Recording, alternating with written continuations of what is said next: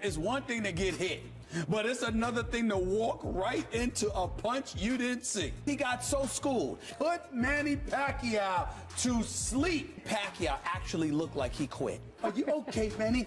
The boy got schooled. Obviously, he desperately wants to redeem himself. This boy got put to sleep. Manny Pacquiao didn't have anything. So why Manny Pacquiao continues to bloviate to the public about a potential rematch just speaks of desperation. We would like to welcome another special guest to the show. He's here to discuss the big upcoming welterweight title fight between Stephen A's favorite Manny Pacquiao and Jessie Vargas. We welcome top-ranked promoter Bob Arum to the First Take show. How we doing? Hey, good. Nice to be here. Thank you so much for being with us. Bob, I want to start with another fight, though. Do you think there's still a chance we could see a Floyd Mayweather-Manny Pacquiao rematch? You know, that's really unfair to even talk about. Floyd has said that he's retired, and to speculate that he might come back, that's just out of order. I mean, it's really up to Floyd whether he's going to come back from retirement, and I have absolutely no idea whether he will. Well, Bob Arum, I want to move on anyway because I want to talk about Manny Pacquiao for a second. He said that he was going to retire, but now he's back fighting. Why is that, and what is his ultimate goal? Okay, first, Stephen, you have to realize what's happening here. What's happening here is something that I have never seen in 50 years of boxing. Manny Pacquiao was elected to the Senate in the Philippines. There are only 24 senators. 12 get elected every 6 years.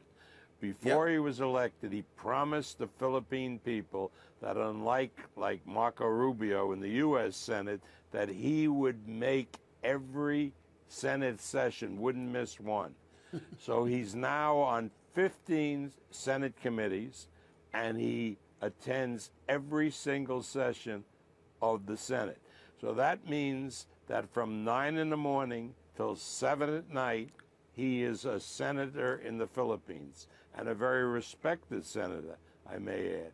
And he trains for a fight, runs in the morning, and goes into the gym at night. Now, I don't know how he can do that. I don't know if it's possible. We'll see on November 5. He loves boxing. He wants to continue as a fighter, but I have never seen a world-class fighter who has a day job that takes all this time while he's competing at the highest level. Bob, Max Kellerman here. Terrence Crawford was the fighter that a lot of people were talking about, assuming Pacquiao wins, and he's favored to do so.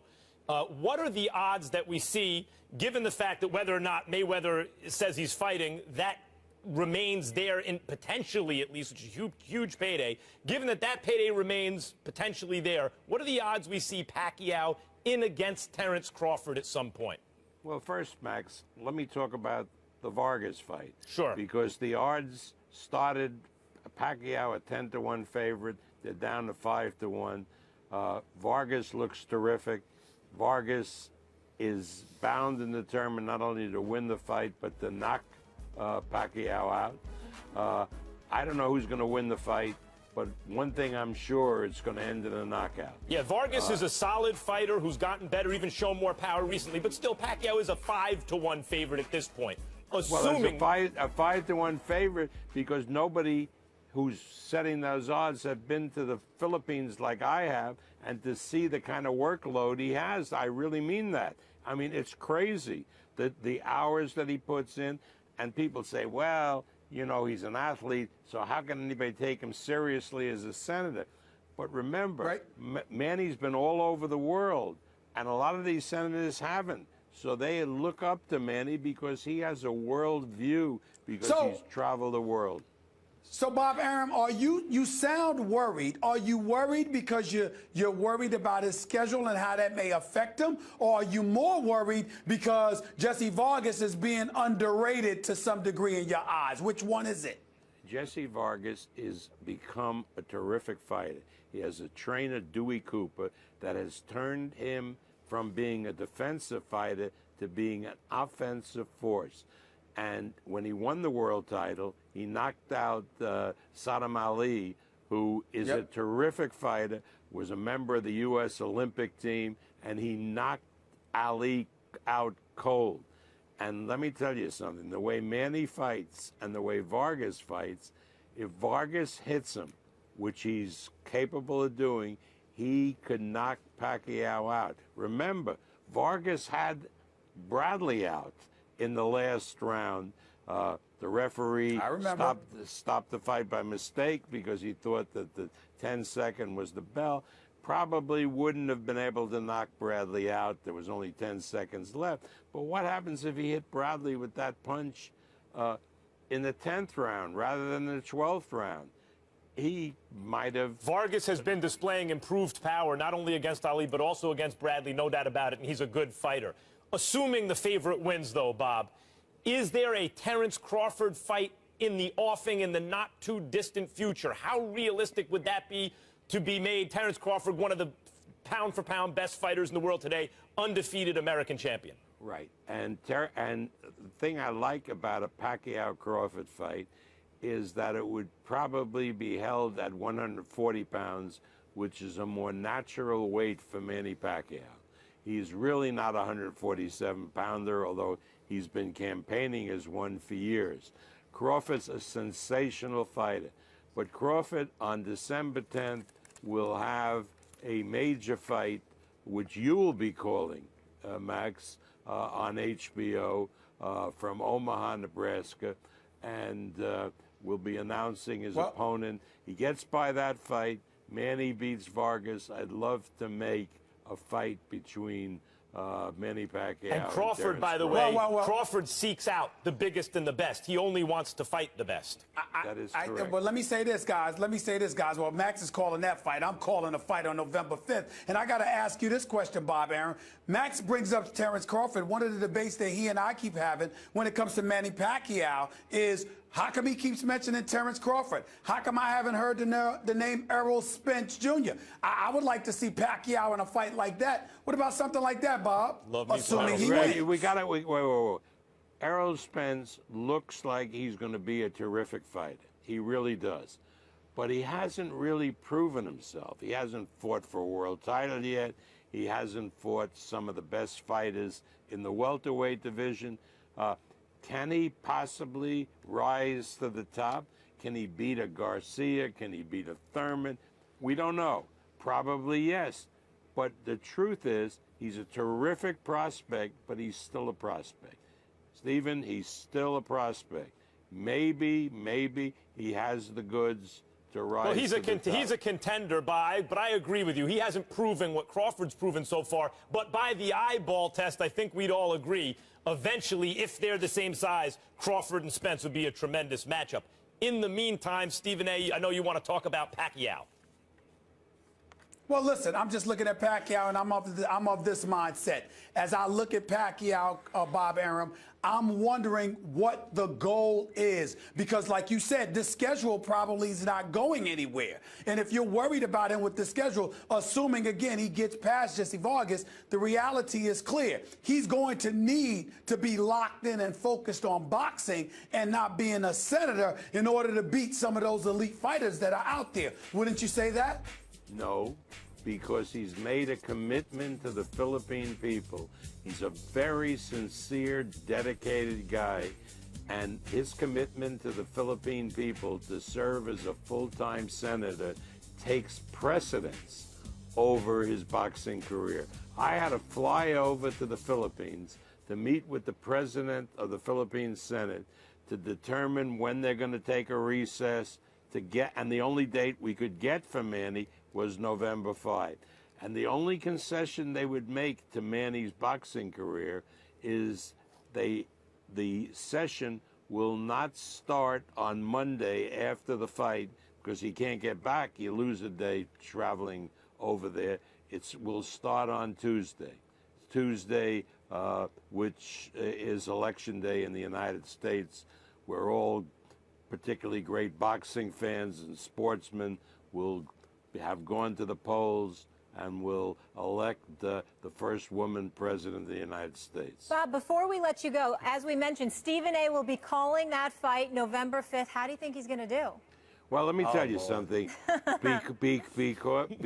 Because we are producing the telecast ourselves. By the way, Stephen, it will be seen by more people than watch the Super Bowl. 100 million people will be watching in China because Zhao Shiming is in one of their two-time gold medal, will be in one of the 100 million projected people. Now we have Stephen A. Smith taking the place of Max Kellerman.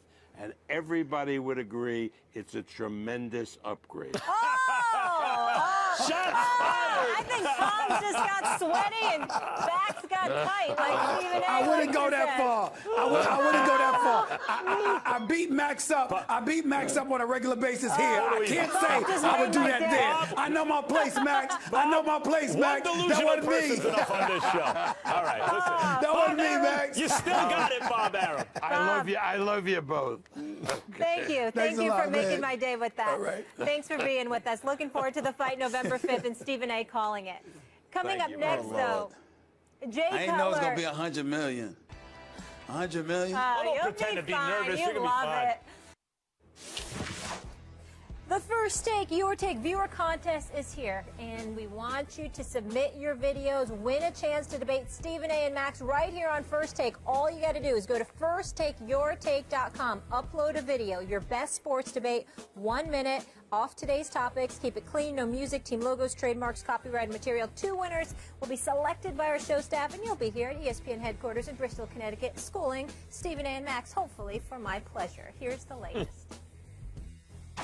You see, all it really takes to be in the conversation of GOAT is to be the undisputed best player in your given era. Meaning, for a select amount of years, there was no question who was the greatest player in your era. So it's actually disrespectful to LeBron James and his legacy to exclude him from that conversation. The argument should not be whether or not LeBron can catch Jordan. The argument should probably be, could he catch Tim Duncan? He's behind Jordan, Kobe, Magic, Kareem, Bill Russell, Shaq, and Tim Duncan. How did he jump all these people? I'm going to tell you what LeBron did that Michael Jordan didn't do. LeBron went back to his hometown of Cleveland, and you know what he did? With far less talent, back against the wall, he beat a powerhouse in Golden State Warriors with far less talent. Yeah, what do we think, guys? My two tough judges here. I like the guy asking the question about Tim Duncan and Kobe and all that. He makes very, very valid points in that regard. Yeah, he makes kind of but the one after him, I like the delivery. I like the presentation. I thought that guy was the best of the bunch, but if your content isn't airtight, and I thought it was good but not great content, then your flavor's got to be over the top, and neither one was quite over the top, Stephen A. We had a couple better earlier, I think. I got to admit, Max is a little hard on these guys, and I love it. I love it. I appreciate that. Listen, let's not let him off the hook. Let's not let him off the hook, Max. I mean, Max, if they want to come on, the show. They want to be on national television. They got to bring it. I like Max doing like that. That's actually one good thing I do like. Wow. I'm proud of you, Max. And I'm proud. I'll continue to be nice. There's always something. We asked you earlier in the show to vote on Twitter. Has Durant made the Warriors worse? And you said 47% saying yes. 53% say no. So 47% of the greater American population thinks Kevin Durant has made. Temporarily, he's made them worse. Yes. Temporarily. Stephen A., your people thoughts? Are smoking something. Oh, please, it's one game, one night. Something wrong with all those people, just like it's something wrong with Max. I don't even know what the hell they talking about. By the way, everyone's going to be watching Westbrook tonight. Yeah, what do you expect? You know, well, they're going to kill him. Westbrook's going to score $1 billion against the Sixers? They're going to kill. I want to see I want to see what Embiid looks like. Because Joel Embiid, Embiid looks like he could take the league, if he could stay healthy, by storm this year. If he could stay healthy. Yep. If he could stay, that's like asking if my hair grows back. Listen, gentlemen, it's been fun. Let's do it tomorrow.